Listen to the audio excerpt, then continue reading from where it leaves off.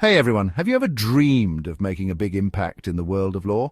Well, let me tell you about the JD degree, a game changer for anyone looking to unlock a world of opportunities. Picture this. You walking across the campus of the China University of Political Science and Law.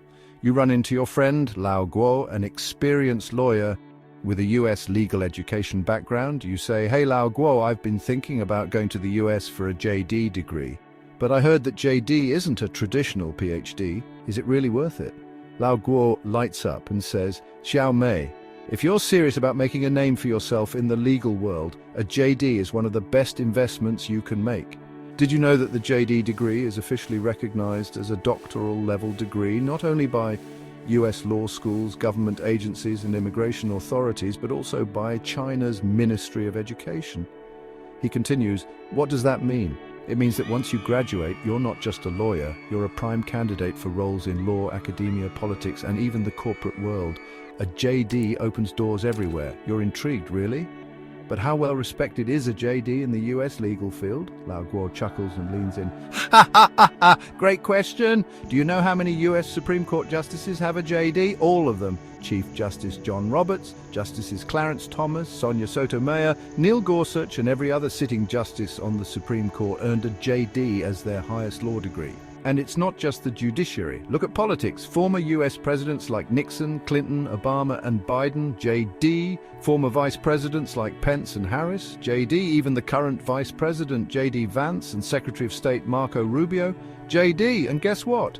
It's not just politics. 51 US senators, 32% of House representatives, and 16 state governors hold JD degrees. So trust me, a JD isn't just a law degree, it's a VIP pass to power and influence. You're surprised. Wow, that's impressive. But isn't getting into a JD program super competitive? I heard the LSAT is crazy hard, and I'm afraid I won't make the cut. Lao Guo smirks confidently. Haha, do you think JD programs are just for the geniuses at Harvard and Yale? Think again. Sure, those top schools are tough, but plenty of excellent law schools have much more accessible admission standards and even offer big scholarships. For example, LSU. Southern University Law Center admits students with an LSAT score of 144 or higher. You only need to get about 35 out of 80 questions right. Texas Southern University Law School accepts students with an LSAT score of 148 or higher. That's around 40 correct answers. Western New England University Law School has an LSAT threshold of 148 and half of their admitted students scored 150 or above. See, if you put in the effort, you can absolutely get into a JD program. You're starting to get excited, really? But what about tuition? I've heard studying law in the US is expensive.